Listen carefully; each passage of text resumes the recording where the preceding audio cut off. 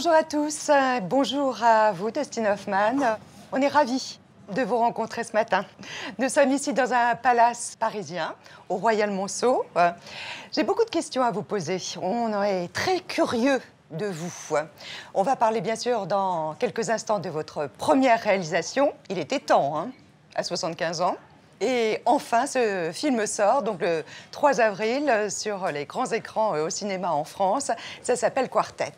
Mais auparavant, vous qui êtes un acteur très sincère, très authentique au cinéma, est-ce que vous l'êtes autant dans les interviews?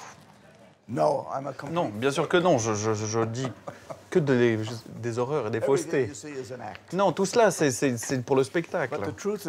Mais le fait est que nous sommes tous des acteurs, mais personne ne veut l'admettre. Le matin, on est quelque chose, et on change dans le courant de la journée, on enfile son costume, on se peigne, certains d'entre nous se maquillent, on sort, et quand on sort, on est sur scène finalement.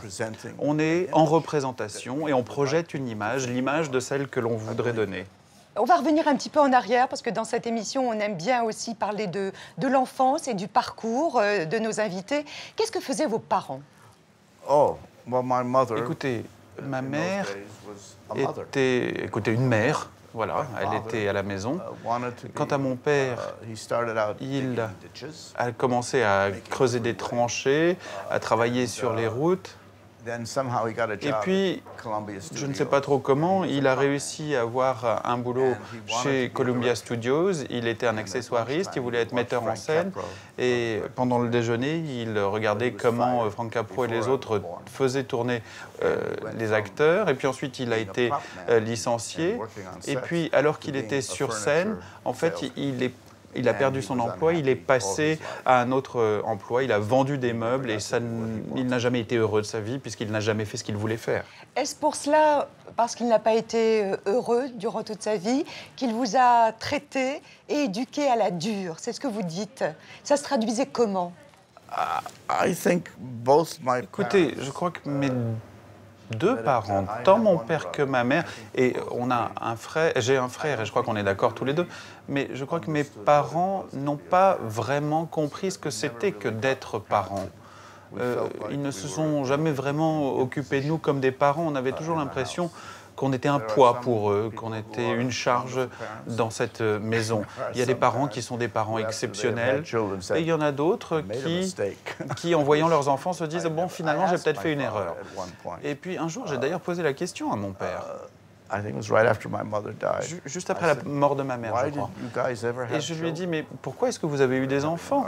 On était en train de se fâcher l'un avec l'autre et il m'a dit, écoute, j'en sais rien, c'est pas la peine de me poser la question. Mais bon, je l'aime quand même.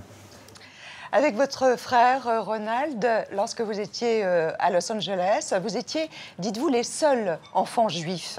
Est-ce que vous avez connu l'antisémitisme? Alors, c'était pas à l'école qu'on était les seuls enfants juifs, hein. C'était dans le quartier. C'est vrai qu'il y avait de l'antisémitisme partout, et puis surtout à Los Angeles, même pendant la Deuxième Guerre mondiale. Et puis il y a des clubs à Los Angeles où l'accès n'est pas encore ouvert aux juifs, même si ce n'est pas dit officiellement, ni aux juifs ni aux noirs d'ailleurs. Et je crois que les préjugés, c'est très difficile à faire disparaître. Les êtres humains ont besoin de se croire supérieurs à quelque chose. Vous avez grandi dans la pratique de la religion juive? Non, mon père était athée. On n'est jamais allé à la synagogue. On n'a jamais respecté les fêtes juives. Ma première épouse était catholique. Et mon épouse, Lisa, celle que j'ai épousée il y a 36 ans, et je crois que sans elle, je n'aurais jamais commencé à respecter la foi juive et à la pratiquer. En tout cas, je la pratique un peu plus aujourd'hui. Je crois en quelque chose. Après, selon la religion, on accorde un nom différent à cette entité, que ce soit Dieu ou autre chose. Mais je suis convaincu convaincu qu'il y a quelque chose qui existe. Il suffit de regarder le ciel la nuit, de voir toutes ces étoiles. Ce n'est pas un accident, ce n'est pas arrivé par erreur. Il y a une approche esthétique.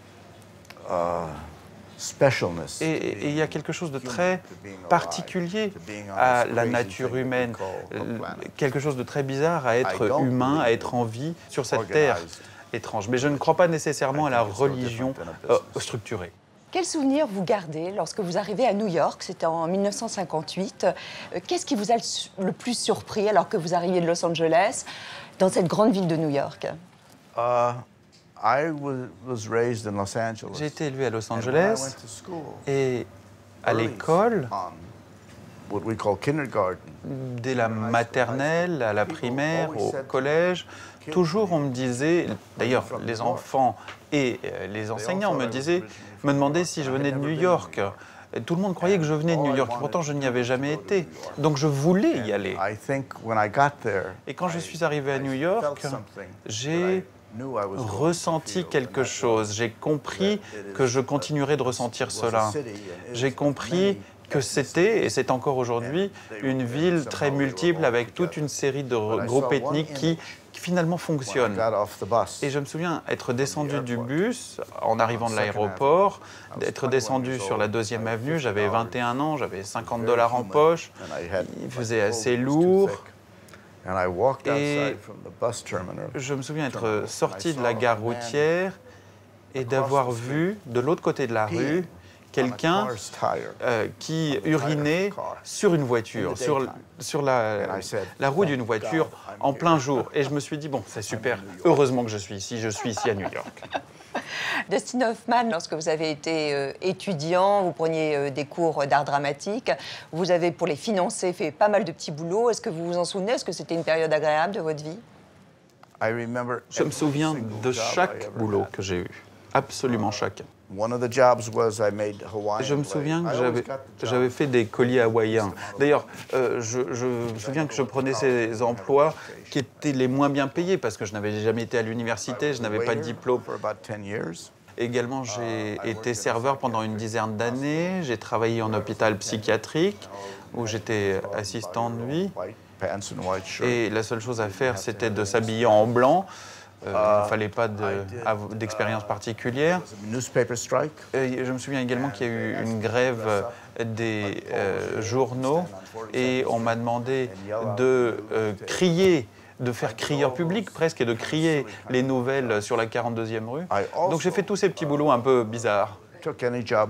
Et puis j'acceptais tous ces emplois qui avaient un vague rapport avec ma profession. S'il y avait par exemple un groupe d'acteurs amateurs dans le Dakota du Nord, par exemple, qui avait besoin de quelqu'un, eh j'y allais et j'y ai passé d'ailleurs 4 mois à mettre en scène un groupe d'amateurs. D'ailleurs, je crois qu'on a monté 2 pièces. Est-ce que vous diriez que cette expérience de vie vous a aidé ensuite dans votre métier d'acteur? Oui, écoutez, je crois que plus on se bat pour faire ce que l'on veut faire, mieux on y arrive. Je crois que la vengeance, si j'ose dire, est essentielle pour la réussite. Et pendant que j'avais tous ces emplois, tous ces petits boulots, je me souviens que j'avais 2 amis, Robert Duvall et Gene Hackman. À chaque fois qu'on allait à une audition, oui, on nous disait merci au suivant et on n'a jamais eu ces rôles. Mais au bout de quelques années, on accumule une telle violence presque et on se dit je vais leur montrer ce que je sais faire, je vais leur montrer pourquoi ils auraient dû m'embaucher. À Hollywood, on recherchait plutôt des sex symboles, des blonds aux traits fins, des mannequins. Vous avez une beauté différente. Est-ce que vous avez beaucoup souffert de cette période où on vous cataloguait comme moche? Écoutez, c'est intéressant d'ailleurs. Je crois qu'on parle de 2 choses ici. On parle d'Hollywood, qui est, disons, un raccourci pour dire le cinéma. Et puis il y a le théâtre. Et moi, je me souviens que j'étais allé à New York pensant que je n'aurais aucune chance au cinéma et que je ferais carrière au théâtre. Et j'ai découvert que quand on se présentait pour une audition au théâtre, on était tout de suite classé, catégorisé. On était jeune ou on était un personnage. Ou alors on était l'ingénu ou l'ingénu pour le personnage. On était le principal, le personnage principal, homme ou femme, et puis, ou alors on était un personnage, character en anglais. Et ça, caractère, personnage, ça veut dire que, bon, on n'était pas blond et aux yeux bleus, mais qu'on était, comme on disait, ethnique. Et quand j'ai commencé, les grands rôles allaient à ces acteurs qui n'étaient pas ethniques. C'était des anglo-saxons, protestants, blonds, blancs, ou en tout cas qui y ressemblaient. Heureusement, le vent a tourné, la mode a changé et vous avez fait le parcours que l'on connaît mais qui nous est rappelé ce matin par Julie de Mareuil. Dustin Hoffman, derrière la caméra, un rêve qui se réalise 45 ans après ses débuts au cinéma. Qui a douté de moi? Au départ, tout le monde, sauf un homme, Mac Nichols, qui vous choisit pour endosser son lauréat. Ben, qu'est-ce que tu fais? Je dirais que je me contente de me laisser aller à la dérive. Vous avez 30 ans, mais jouez un jeune étudiant timide qui découvre l'amour. Oh Seigneur, ah non, laissez-moi sortir. Votre jeu et votre sourire désarmant font de vous une star instantanément aux antipodes du traditionnel héros hollywoodien. Dès lors, tous les réalisateurs vous désirent. Enrico Rizzo, natif du Bronx. Dustin Hoffman n'est pas du genre à jouer un personnage, il l'est tout entier. Mon nom d'homme blanc, c'est Jack Croft. D'un Little Big Man qu'il incarne à 17, 40 ou 120 ans, à l'étudiant qui doit courir pour sauver sa peau alors qu'il en a déjà 39, en passant par ce comédien au chômage contraint de se travestir pour travailler, Je suis Edward Kimberly. il dispense à chacun de ses rôles son art de la métamorphose. Et l'on y croit toujours, au point de s'identifier à tous ses personnages. Attends un peu. Ça va. Un père divorcé et crédible dans Kramer contre Kramer. Quelle est la racine carrée de 2130? Un autiste prodige et émouvant dans Rain Man. 6,15194. C'est un génie, il n'y a pas d'erreur. Deux films pour lesquels il décroche l'Oscar du meilleur comédien. Génie du jeu, il aura posé son empreinte sur tous les genres, capable d'endosser n'importe quel costume, jusqu'aux seconds rôles les plus déjantés. Plus sérieusement, quitte à déplaire à Hollywood, il n'hésite pas à s'engager contre les armes à feu et l'intervention militaire de George Bush en Irak. Je ne suis pas anti-américain, mais je suis opposé aux vues de notre gouvernement actuel. Adulé en France, en 2009, il est fait commandeur des arts et des lettres et reçoit un César d'honneur. Ce comédien à fleur de peau a trouvé son bonheur sur les plateaux de cinéma. Lui qui se rêvait pianiste de jazz est devenu sans doute l'un des acteurs les plus mythiques d'Hollywood. Quand vous regardez en arrière, Dustin Hoffman, de quoi vous êtes le plus fier? Écoutez, c'est comme tous les autres, tous ceux que je connais, que je respecte. Maggie Smith, par exemple, qui joue dans Quartet. Moi, j'ai 75 ans, elle en a 77. Et nous sommes d'accord pour dire que quand on allume la télé la nuit, qu'on zappe et que soudain on se retrouve à la télé, dans un bon film, on regarde quelques instants et on voit immédiatement ce qu'on aurait dû faire, qu'on n'a pas fait et qu'on aurait voulu faire. Donc c'est assez naturel finalement, on a toujours l'impression qu'on n'a pas tout à fait achevé ce que l'on était en train de faire. On essaye de s'en approcher, c'est vrai. Je pense que ce dont je suis le plus fier, c'est le lauréat. D'ailleurs, de m'avoir donné ce rôle plutôt que de l'avoir donné à Robert Redford, c'est Mike Nichols à qui on dit dont on dit que c'est lui qui l'a fait. Et moi, je me souviens qu'un jour, j'étais fatigué, que j'avais du mal à apprendre mes répliques, et il me dit « Mais alors, qu'est-ce qu'il y a? Il n'y a pas l'énergie ?» Et je lui dis « Oui, je sais, mais je me suis couché tard. » Et il m'a dit « Oui, mais aujourd'hui, c'est la seule occasion que tu auras de tourner cette scène. Et ce sera fait, que le film marche ou pas. » Et ça, je ne l'ai jamais oublié. Et donc, je crois que la chose dont je suis le plus fier, c'est d'avoir toujours essayé dur, que ça ait marché ou que ça n'ait pas marché. Alors évidemment, on pourrait se dire j'aurais pu faire autrement, mais j'ai toujours essayé autant que possible. Le lauréat, c'était en 1967. C'était l'histoire d'un jeune garçon qui est séduit par Madame Robinson.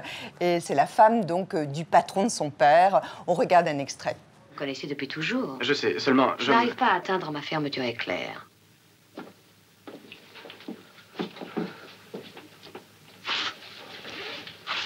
Merci. Et voilà. Regarde, de quoi avez-vous donc si peur? Je n'ai pas peur, Madame Robinson. Ah, pourquoi vous dérobez-vous constamment? Parce que vous allez vous coucher et que je n'aurais pas dû monter. Vous n'avez encore jamais vu une femme en tenue légère? Si, bien sûr, mais je... Écoutez, mais si Monsieur Robinson rentrait maintenant... Et puis après? Eh bien, ça pourrait paraître plutôt bizarre. Vous ne croyez pas qu'il a confiance en vous? Si, bien entendu, mais il pourrait se faire une idée fausse comme n'importe qui. Je ne vois pas comment, je suis 2 fois plus âgée que vous. Qui pourrait s'imaginer que vous... Mais c'est forcé, réfléchissez. Benjamin, je ne cherche pas à vous séduire. J'en suis sûr, mais je vous en prie, Madame Robinson, il m'est difficile de... Vous n'aimeriez pas que je vous séduise? Quoi? Est-ce ça que vous essayez de me dire? Je vais rentrer maintenant, et je m'excuse de ce que j'ai dit. J'espère que vous l'oublierez. À présent, je rentre chez moi. Le film a connu un énorme succès et vous êtes devenu une star très vite, en définitive. Est-ce que ça donne le vertige? Et est-ce que la célébrité vous a abîmé? Je ne m'attendais pas à être célèbre. Comme je vous le disais, mes amis, c'était Robert Duvall, Gene Hackman. On ne s'attendait pas à être célèbre. Tout ce qu'on espérait, c'est d'arriver à vivre de notre art. Arriver à vivre, voilà. D'arriver à vivre correctement, d'avoir un appartement, peut-être se marier et nourrir une famille. Bon, ça c'était l'objectif et c'était l'étalon par lequel on aurait pu dire qu'on avait réussi. Et puis quand Nichols m'a donné par erreur ce rôle, que je suis devenu une star, c'est vrai que j'étais un peu perturbé. Vous avez dit, est-ce que ça m'a tourné la tête? Peut-être je n'étais pas tout à fait prêt à cela. Moi, je faisais partie de la Beat Generation. On passait du temps dans les cafés, on écoutait Bob Dylan. C'était finalement une culture dont je faisais partie, moi et d'autres acteurs, et on avait l'impression qu'il y avait une certaine dignité à ne pas réussir, qu'on ne se vendait pas au système, qu'on ne s'abandonnait pas, et que réussir, ça voulait dire se transformer en produit, n'être plus tout à fait un artiste.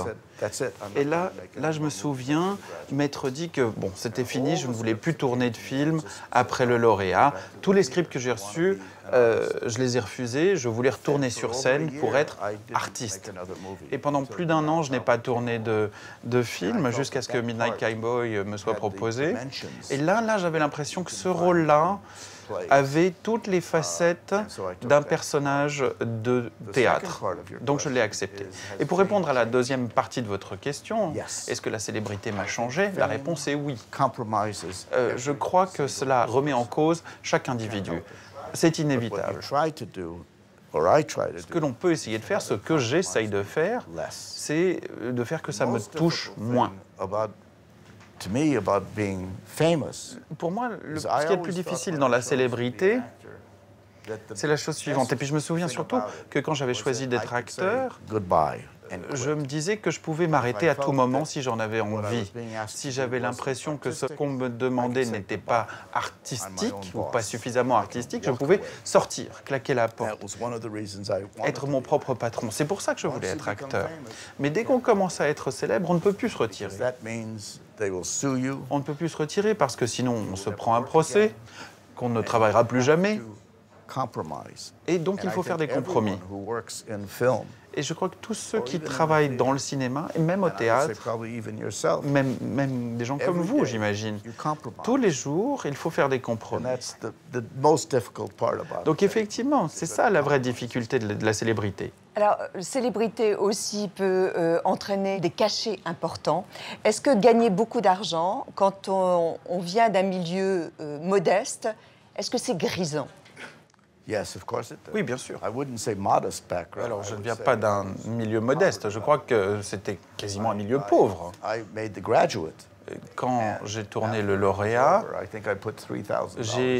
je me souviens avoir encaissé $3000. Et ça, c'était le minimum syndical à l'époque, mais c'était le plus que j'avais jamais gagné de toute l'année. Avant ça, je touchais le chômage et tout ça. Et d'un coup, après, non pas Le Lauréat, mais un an plus tard, après Midnight Cowboy, j'ai gagné une somme rondelette. Et je me souviens très bien être passé devant une boutique sur la 14e rue, une boutique devant laquelle je passais tous les jours, une boutique d'électronique, une boutique de caméras. Et je me souviens donc être passé devant cette vitrine et m'être dit « Quelle horreur, je pourrais acheter absolument tout ce qu'il y a dans cette boutique. » Et ça, je m'en suis toujours souvenu. Ma femme se moque de moi un peu parce que j'aime bien aller tirer de mes sous au distributeur et en avoir un peu d'argent dans ma poche. J'ai besoin d'avoir ça, encore aujourd'hui. J'ai besoin d'avoir l'impression qu'on vient de me donner mon salaire de la semaine et que j'ai un peu de sous en poche. Mais ça ne donne pas mauvaise conscience de gagner beaucoup d'argent. Non, la question est de savoir comment on s'en sert, ce qu'on fait de cet argent. Il n'y a pas de raison d'avoir mauvaise conscience si on donne de l'argent aux œuvres, si on s'occupe de ceux qui en ont besoin. Donc non, moi je n'ai pas mauvaise conscience. D'ailleurs, combien vous me payez pour cette interview? Rien. Vous jouez Kramer contre Kramer en 78, un couple donc qui se sépare et on va regarder la scène du père qui prépare pour la première fois le petit déjeuner de son fils et qui est assez maladroit. Si on prenait le petit déjeuner maintenant, d'accord? Tous les deux, entre hommes. Non, qu'est-ce que tu veux manger? Du pain perdu. Regarde. On fouette, pour que le beurre se mélange bien. Ensuite, on prend le pain et on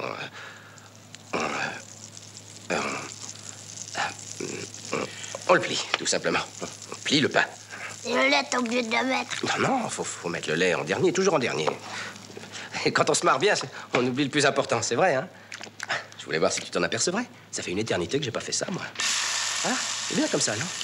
C'est rare que maman te laisse venir à la cuisine, hein? J'aime pas quand c'est en morceaux. Écoute, c'est pareil, ça a exactement le même goût, que ce soit en morceaux, que ce soit entier. Enfin, du pain, c'est du pain, quoi, non? Dis, tu me donnes mon jus d'orange? Jus d'orange. Et un jus d'orange pour l'assiette. Hein? Papa, ça brûle, ça brûle! Quoi? Ça brûle! Oh. Arrête! La salope! Merde. Ce que vous dites souvent, Dustin Hoffman, c'est que vous aimez, en fait, connaître les situations que vous vivez dans la vie et aussi au cinéma. C'est-à-dire, lorsque vous avez tourné Kramer contre Kramer, vous-même, vous divorciez.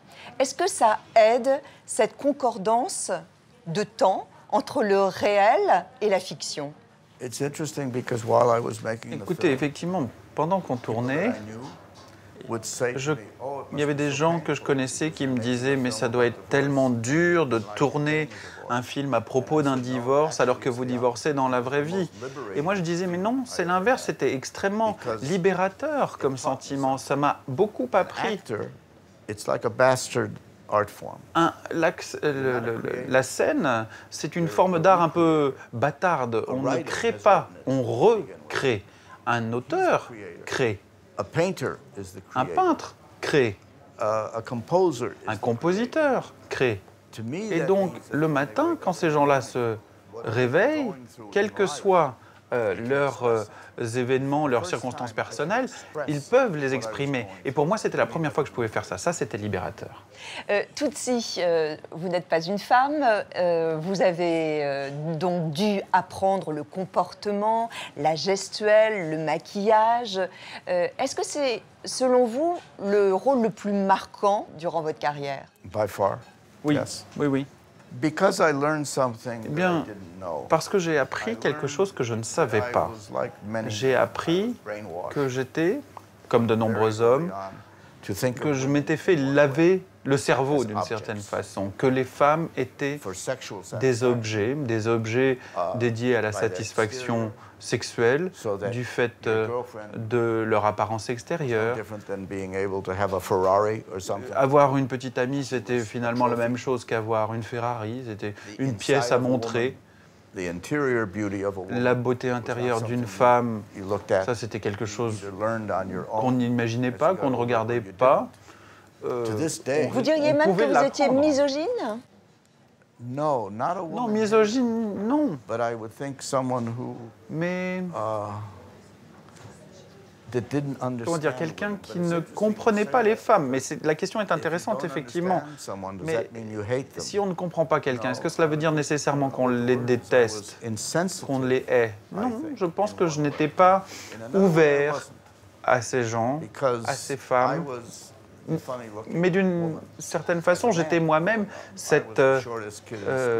j'étais un peu cette femme différente quand je grandissais. J'étais plus petit que les autres, j'avais beaucoup d'acné, j'étais un peu à l'extérieur, un peu exclu, je ne participais pas au groupe et aux activités périscolaires. Je me souviens d'ailleurs d'un cours de sport à l'école, et on nous avait demandé de danser et d'aller inviter les filles qui étaient de l'autre côté de la salle pour danser avec nous.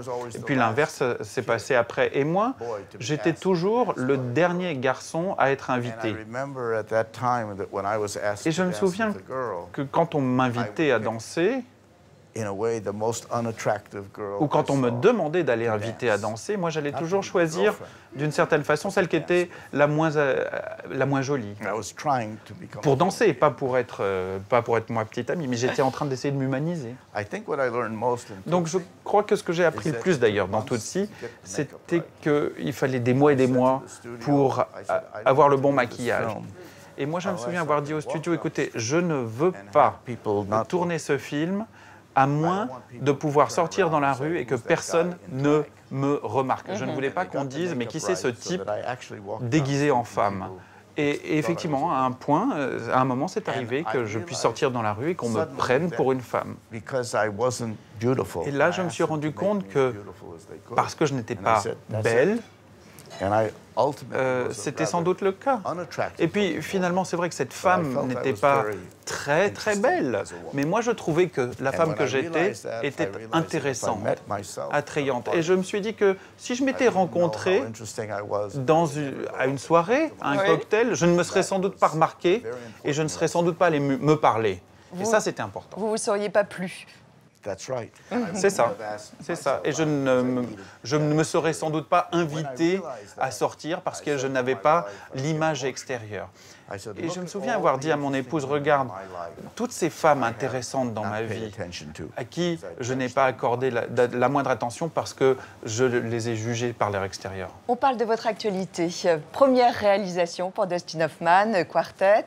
Le pitch de votre film, c'est une résidence de pensionnaires âgés qui sont à la retraite. Ce sont des musiciens et ce sont aussi des chanteurs lyriques qui se retrouvent en pleine campagne anglaise dans un très beau château. Et une femme, une diva, qui a un ego un peu surdimensionné, va arriver. Et ça va créer l'événement et aussi raviver pas mal de blessures. On regarde la bande-annonce. À Beecham House, pension pour chanteurs et musiciens à la retraite, la vie suit son cours. Mais une nouvelle arrivante... Bienvenue à Beecham House. C'est une belle suite dans ce que nous appelons l'LB, vous verrez. Ça sonne comme une prison. ...va bouleverser la donne. Je la connais bien, plus vraie que nature, et encore plus effrayante. Je vais être très grossière. Va te faire. D'accord? Et toi aussi. Nous avons un sérieux problème si nous ne faisons pas de ce gala un spectacle incontournable. Nous pourrions bien perdre cette maison. Nous avons ici réuni 4 des meilleurs chanteurs d'opéra d'Angleterre. Je refuse de chanter à nouveau avec Jean. Ils ont été mariés, mais ça n'a pas marché. J'ai une idée brillantissime. Oh, qu'est-ce que c'est? Mais je ne m'en souviens plus. Qu'est-ce que c'était? Mais pourquoi as-tu arrêté de chanter? Comprenez-moi, avant j'étais une célébrité. Pourquoi persistez-vous à essayer de me séduire? Un homme mûr, un grand cru, avec une attaque forte et élégante. C'est la première fois que l'on se revoit depuis... Depuis combien d'années déjà? 97. Vraiment autant que ça? Leur amour de la vie est contagieux. Il nous inspire.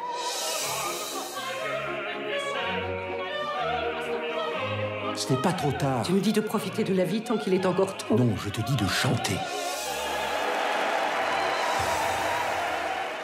La musique a tenu toujours beaucoup de place dans votre vie. Vous auriez pu être pianiste de jazz, ça on le sait. Comment vous la côtoyez au quotidien, la musique? It's a great frustration. Je suis très frustré. Mes parents voulaient que je joue du piano classique. Ils m'ont présenté un piano, mis un piano sous les mains à 5 ans. Et je détestais ça. Alors que les enfants jouaient dans la rue, moi je devais répéter. Et eux, ils pensaient que je jouerais au Carnegie Hall. C'était l'image qu'ils avaient de moi. Et puis un jour, j'ai entendu jouer du jazz à 14 ans. Et je me suis dit non, je ne veux pas jouer de la musique classique, je veux jouer du piano jazz. Et je me suis rendu compte que je n'avais pas le talent, que je n'avais pas ce qu'il fallait, que je n'avais pas l'oreille qu'il fallait et que je n'avais pas cet instinct musical. Et c'est pour cela que je ne suis pas devenu pianiste de jazz. Mais aujourd'hui, j'ai encore l'impression que si le bon Dieu me tapait sur l'épaule et me disait « Tu peux faire désormais tout ce que tu veux, tu peux faire ce que tu as toujours voulu être, jouer du piano pour le jazz, mais que tu ne pourras plus jouer et tu ne pourras plus mettre en scène, eh bien je dirais oui. Je dirais oui, je veux être pianiste de jazz. » Votre film sera sur les grands écrans en France à partir du 3 avril. Alors nous sommes rendus à l'avant-première, c'était il y a quelques jours. Juline Mareuil et Julien Claverie ont assisté donc à cette projection. C'est merveilleux d'être dirigé par quelqu'un qui sait à quel point c'est difficile de jouer dans un film. Le premier jour, il disait « Je suis tellement excité, je suis tellement excité ». Et il est resté dans cet état 11 semaines.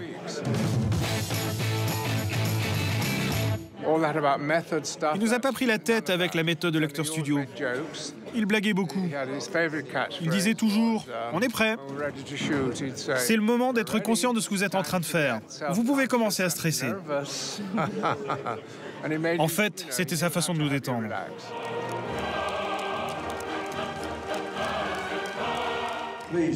N'applaudissez pas trop tant que vous n'avez pas vu le film. Ce qui était extraordinaire, c'est que les anciens chanteurs, musiciens qui jouent dans le film n'avaient pas travaillé depuis des années et ils nous ont donné 12 à 14 heures par jour avec passion et dévouement.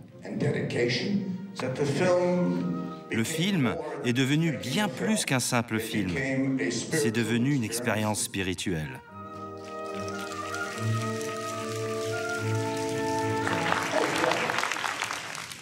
Comment votre expérience d'acteur vous a-t-elle servi pour influencer le jeu de vos acteurs? Écoutez, il n'y avait pas de surprise. Sur cet aspect-là des choses, en tout cas. Il y a eu des surprises, effectivement, dans la mise en scène la première fois, dans la réalisation d'un film. Mais le fait est que quand on est acteur, et les gens ne le savent pas assez, on se met en scène, on se dirige soi-même, on ne veut pas être aux mains d'un autre. Tout acteur, tout artiste est son propre réalisateur. Et puis, un petit peu, sans se faire remarquer, on va mettre en scène les autres. Alors évidemment, il faut attendre que le réalisateur aille aux toilettes. Et puis on se dit, écoutez, pourquoi est-ce qu'on ne ferait pas comme ça? Ou pourquoi est-ce que tu ne ferais pas comme ça la prochaine scène? Et j'ai vraiment l'impression, et je sais que d'autres acteurs le pensent aussi, il y a deux types de réalisateurs. Il y a ceux qui aiment les acteurs, ceux qui veulent se faire surprendre par les acteurs.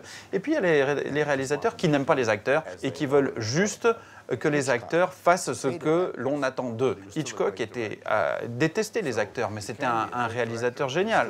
Donc on peut être réalisateur et détester les acteurs. Vous connaissez Costa Gavras, vous avez joué dans son film. Je voudrais que vous écoutiez ce message pour vous. Dustin Hoffman représente un des plus grands acteurs du cinéma, avec une extraordinaire longévité. Ce qui m'impressionne sur lui beaucoup, c'est sa volonté d'aller au bout des choses. D'abord, il s'intéresse beaucoup, il est passionné, il arrive le matin avec, voilà, qu'est-ce qu'on fait, pourquoi on fait ceci, pourquoi on fait ceci. Vraiment, il liste des questions formidables. C'est pas un acteur qui s'abandonne automatiquement au scénario et au metteur en scène. Il veut savoir où il va et pourquoi on y va là. Dites-lui que je suis perturbé. La situation est tout à fait imprévisible. Quand il s'est su que je travaillais avec lui, je ne vais pas citer les personnes, il me dit « Tu travailles avec Dustin ?» Aïe, aïe, aïe, aïe. Et puis moi, j'ai jamais eu aïe, aïe, aïe avec lui. Je pense que c'était une sorte de collaborateur, Dustin, plus qu'un acteur, un collaborateur direct et intéressant. Donc on se met à deux, chacun donne son opinion, son sentiment, et le personnage, à l'arrivée, il existe, oui. Et ça a été un très, très beau tournage. On s'est beaucoup amusé. Puis on avait des enfants, donc il avait une très bonne relation avec les enfants. Il les faisait rire, il les faisait jouer, etc. Il est star, mais à sa façon très humaine, je trouve. Oui, oui. Très, très, très gentil avec les gens. Il n'a pas de mépris pour le public. Ça, je l'ai vu tous les jours, hein, et surtout en extérieur. C'est très net, parce qu'il est absolument accaparé. Je me souviens une fois, on tournait devant un grand immeuble. Tout d'un coup, quelqu'un a su qu'il était là, et tout d'un coup, toutes les fenêtres se sont ouvertes avec des milliers de filles qui disaient « Dustin, Dustin !» C'était impressionnant. Et il leur a fait des coups, il leur a envoyé des baisers, c'est très sympathique. J'ai très envie de voir son film, parce que je pense que, c'est vrai, il a fait un peu tard, mais je suis sûr qu'il a dû mettre toute sa passion pour le faire le mieux possible. I hope to see you before you leave Paris. Vous êtes un perfectionniste. Tout le monde dit ça. Ça vous plaît? C'est une qualité? Avant toute chose, je dois dire que ça fait de nombreuses années que je n'ai pas vu Costa Gavras et ça me fait quelque chose. Je me dis qu'il me manque. C'est effectivement à New York que ça s'est passé, que toutes les fenêtres se sont ouvertes, les secrétaires, enfin je ne sais plus qui c'était, alors qu'on tournait dans la rue et que tout le monde criait d'en haut. Et je me souviens d'une fille qui m'a crié une question et qui me disait « Qu'est-ce que vous portez comme sous-vêtements ?» Des slips ou des caleçons? Et la réponse, c'est quoi? Je ne porte pas de caleçons, je porte des slips. Et je lui ai dit. Et là, tout le monde l'a entendu et tout le monde a commencé à m'applaudir. Et tout le monde était ravi d'avoir ce genre de réponse. Reposez-moi votre question. La dernière question, c'était quoi, professionnel? Oui, vous êtes perfectionniste. Est-ce une qualité? Oui, mais bon, c'est fou de voir que quelqu'un de perfectionniste puisse être accusé d'être perfectionniste. Là, il y a tout le monde qui fait cette interview. Tout le monde est perfectionniste. S'ils ne sont pas tous perfectionnistes, ils se feront virer. Soit l'image est nette, soit elle est floue, soit le son est bon, soit il n'est pas bon. Donc perfectionniste, ça veut dire quoi? Ça veut dire de toujours faire de son mieux pour faire le meilleur possible. Et je ne comprends pas pourquoi ça serait différent. Il y aura une deuxième réalisation? Ça y est? Vous avez un projet? Oui, j'ai un projet pour un autre film, j'ai des idées. D'ailleurs, à Hollywood, encore une fois, ce raccourci qu'on utilise quand on dit Hollywood, c'est vraiment l'industrie du cinéma. Et ça peut parfaitement se passer n'importe où, à New York, être mis en œuvre à Paris ou ailleurs. Mais c'est une activité économique. Et les hommes d'affaires sont un peu réticents, un peu... pas très enthousiasme pour le risque. Et moi, alors même que j'avais été acteur depuis bien longtemps, personne ne m'a proposé de réaliser un film. Mais puisque Quartet marche, je commence à recevoir des scénarios en tant non pas qu'acteur, mais que réalisateur. Et ça devient très enthousiasmant. Donc j'essaye de trouver le bon. Le succès amène le succès. C'est ça. C'est ça. Jusqu'à ce qu'on échec et jusqu'à ce qu'on échoue. Et là, ça produit de l'échec. Merci Dustin Hoffman d'avoir participé à cette émission. Je vous offre des savons parce que je sais que vous les volez dans les hôtels. N'est-ce pas? Il paraît que vous volez les... Oui. Ce sont les savons du Royal Monceau. Effectivement, c'est le troisième jour que je passe ici et j'ai une petite valise et j'en ai déjà une dizaine à peu près. Un grand merci. Merci beaucoup. Merci à vous.